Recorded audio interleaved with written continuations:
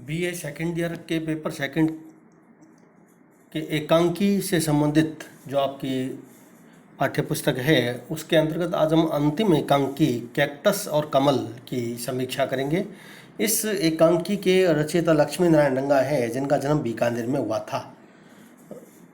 एक नाटककार, रंगकर्मी, रंग निर्देशक के रूप में लक्ष्मी नारायण रंगा की ख्याति प्रमुख एकांकीकारों में होती है। इनका पूर्ण मिदम नामक राजस्थानी नाटक 2006 में केंद्रीय साहित्य अकादमी के द्वारा पुरस्कृत भी हुआ था।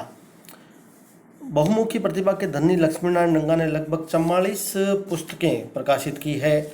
इनकी अनेक रचनाएं आकाशवाणी और दूरदर्शन पर प्रसारित होती रहती है।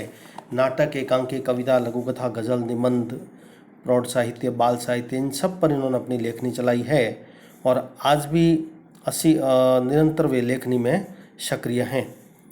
कमल और कैक्टस जो उनकी एकांकी है, वह एकांकी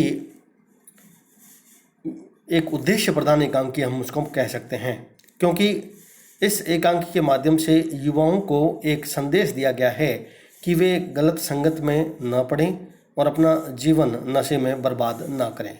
एकांकी का जो शीर्षक है वह संक्षिप्त, रोचक, बहुत आकर्षक है और कैक्टस और कमल, इससे नाम से ही स्पष्ट हो जाता है कि यह घटना, व्यक्ति और प्रतीकात्मक रूप में हमारे सामने इस कथा को रखा गया है। एकांकी का शीर्षक एक प्रतीकात्मक है जो कैक्टस और कमल के प्रतीक के माध्यम से लेखक स्पष्ट कर रहा है। कैक्टस कांटे को सामान्य भाषा में कहा जाता है जो चुभन उत्पन्न करता है, और कमल जो होता है वह सुख, समृद्धि और शांति को प्रदान करने वाला होता है। युवाओं को किस ढंग से अपने जीवन को जीना चाहिए कि उसमें कांटे लगें या उसके जीवन में सुख समृद्धि हो, यह उद्देश्य इस एकांकी के माध्यम से लक्ष्मीनारायण रंगा के द्वारा रखा गया है। नशे के लिए एकांकीकार ने कैक्टस का प्रयोग किया है, क्योंकि नशा व्यक्ति को शारीरिक और मानसिक दोनों रूपों से बर्बाद कर देता है और व्यक्ति के जीवन में सुख, चैन सब कुछ छीन लेता है। न केवल अपने परिवार, समाज से वह बेइज्जत होता है, इतनी आत्मग्लानि में वह डूब जाता है कि कई बार वह ऐसे कृत्य भी कर बैठता है जो किसी भी दृष्टिकोण से, पारिवारिक दृष्टिकोण, सामाजिक दृष्टिकोण से उचित नहीं कही जा सकती। कहानी में जो प्रमुख पात्र हमारे सामने उपस्थित हुए हैं, उन पात्रों के माध्यम से यदि हम देखें तो इस एकांकी में हमारे सामने प्रीतम, रमेश, ये दो प्रमुख पात्र हमारे सामने यहाँ पर उपस्थित हुए हैं।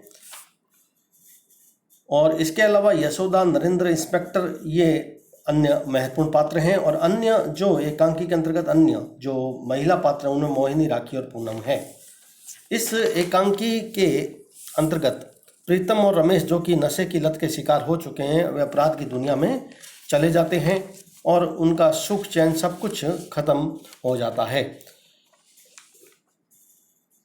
अब सही रास्ता बताकर एक परिवार की सुख शांति को संदेश देने वाली इस एकांकी में स्वयं प्रीतम के द्वारा यह कहना कि उसका जीवन, एकांकीकार ने जो प्रसंग 175 में उसके संदर्भ में लिखा है कि धीरज के साथ नशा लेते लेते नशे ने मेरी जिंदगी आंखें मूंद दी। प्रीतम कहता है स्वयं अपनी ही बात, मैं नशे के बिना तड़पता था, मुझे स्मैक चाहिए था, मैं मजबूर हो गया, बस नशे की काली डोर का कठपुतला, और मेरी मजबूरी का फायदा उठाकर एक दिन मेरे कानों में जहर उगल दिया गया और हाथों में पकड़ा दी गई बंदूक तथा स्मैक दोनों हाथों में। और उस दिन से न बंदूक छूटी न स्मैक। घर छूट गया, परिवार, माता पिता, तालीम, तहजीब, मोहब्बत, इंसानियत सब कुछ छूट गई। पर तुम कैसे चल पड़े इस मौत, खून और आग के रास्ते। रमेश आगे कहता है कि मेरे भी आंगन और छत के बीच स्वर्ग था, पिताजी भी शिक्षक थे, बीए पास किया, एक आदमी मुझे नौकरी देने का लालच किया और अक्षय पैसे दिए, और मैं उस लालच में पूरी तरीके से फंस करके रिवाल्वर को थाम बैठा।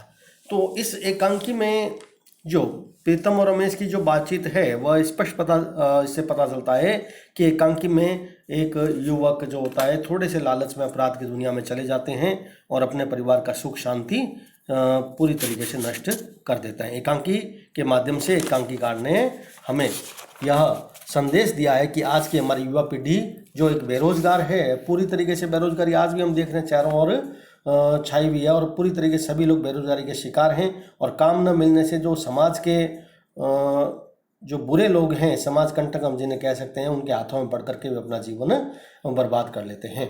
नशे की समस्या का एक यथार्थ चित्रण आज की युवा पीढ़ी के माध्यम से इस एकांकी में रखा गया है। प्रीतम और रमेश की बातचीत पूरी तरीके से युवा पीढ़ी के दिग्भ्रमित होने की बातचीत ही बताती है। पूरी तरीके से वे नशे का शिकार हैं। कॉलेज और विश्वविद्यालय में पढ़ने वाले छात्र फिर बेरोजगार होते हैं और धनाढ्य वर्ग के युवक वैसे ही नशे की लत के शिकार हो जाते हैं। ब्राउन शुगर, अफीम, कोकीन, स्मैक आदि न जाने कितनी ही जो नशीले पदार्थ हैं वह आज की हमारी युवा पीढ़ी को बर्बाद कर रहे हैं। और एक बार यदि इसकी लत लग जाए तो फिर इसका पीछा छूटना भी बहुत मुश्किल हो जाता है। जैसे जल के बिना मछली तड़पती है, उसी तरह आज का युवक नशा पाने के लिए कितने भी गैर कानूनी कार्य, चाहे उसे हत्या, चोरी, डकैती या न जाने कोई भी असामाजिक गतिविधियों में लिप्त होकर के कार्य करना पड़े, वो कर बैठता है और स्वयं का ही शत्रु बन जाता है। कहानी में अप्रत्यक्ष रूप से देखें तो हमारे सामने जो एक बेरोजगारी की समस्या है वह भी रखी गई है एकांकीकार के द्वारा। एकांकीकार ने रमेश और प्रीतम के माध्यम से यह स्पष्ट किया है कि आज हमारे जो विश्वविद्यालय हैं वे कारखाने केवल बन चुके हैं, डिग्रियों को प्रदान करने वाले, और सुनहरे भविष्य वहाँ के सपने तो बुने जाते हैं लेकिन वे सपने पूरी तरीके से जीवन में असफल ही होते हैं। मान सम्मान सब कुछ व्यक्ति का नष्ट हो जाता है, निराश व हताश हो जाते हैं और कई बार मनुष्य इस असामाजिक तत्वों के हाथों में पड़कर आत्महत्या तक के बारे में सोचने लग जाता है। कैक्टस और कमल के माध्यम से एकांकीकार ने इस संगठित गिरोहों पर भी चर्चा की है जो समाज के युवाओं को अपने जाल में फंसाकर नस्ली दवाओं को न केवल उनका सेवन करवाते हैं, उन्हें बेचने और खरीदने के व्यापार में भी उसे लगा देते हैं। यह एकांकी एक बार कोई व्यक्ति के अपराध में चले जाने के बाद किस तरह वह दलदल में धंसता ही जाता है, उसका एक सटीक चित्रण यहाँ रमेश और प्रीतम के माध्यम से किया गया है। एकांकी के अंतर्गत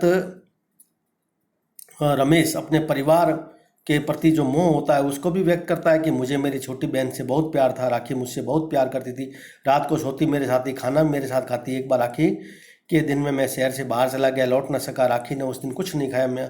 माँ पिताजी ने बहुत समझाया पर वह नहीं मानी और भूखी प्यासी मेरा इंतजार करती सो गई।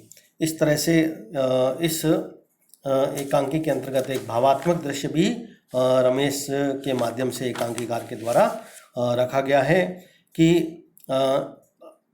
एकांकीकार की जो मूल संवेदना है वह है कि नशे की समस्या से बाहर निकल करके कुछ ऐसे कार्य करो जो समाज में, परिवार में आपका नाम रोशन कर सकें। इसके लिए लेखक ने अप्रत्यक्ष रूप से व्यक्ति को अपने हाथ का हुनर पर भी जोर देने पर उन्होंने कहा है, जो अप्रत्यक्ष रूप से हमारे सामने दिखाई देता है। एकांकीकार ने प्रीतम और रमेश जैसे युवा के दिग्भ्रमित होकर असामाजिक तत्वों के हाथों में पड़कर और नशे के आदी होकर जो गैर कानूनी कार्य करते हैं, जो उसमें एक नशे के कारोबार में लगकर हथियार तक अपना लेते हैं, ऐसे युवा वर्ग को एक संदेश देते हैं इंस्पेक्टर के माध्यम से।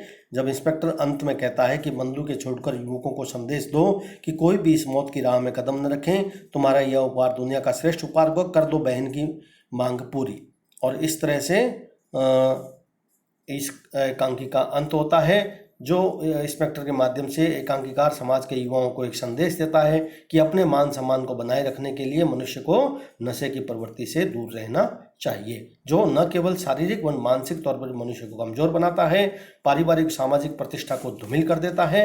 नशे की प्रवृत्ति का हम त्याग करके ही परिवार की सुख समृद्धि को बना सकते हैं और समाज और देश की खुशहाली ला सकते हैं। एक परिवार में एक स्त्री पर क्या बीतती है नशे के कारण से, उसका चित्रण भी अप्रत्यक्ष रूप से एकांकीकार ने हमारे समक्ष किया है।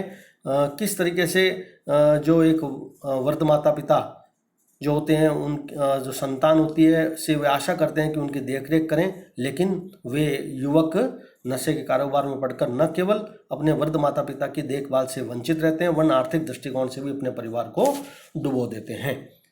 इस तरह इस एकांकी में जो प्रीतम और रमेश जो एक सुनहरे सपने बुनते हैं विश्वविद्यालय की परीक्षा के पश्चात, किंतु लक्ष्य में सफल न होने के कारण से रोजगार के भरपूर प्रयास भी करते हैं, लेकिन सफल न होने के कारण से वह असामाजिक तत्वों के हाथों में पड़ते हैं। इस तरह की एक विचार प्रधान जो बात है उसको एकांकीकार के द्वारा विशेष रूप से रखा गया है।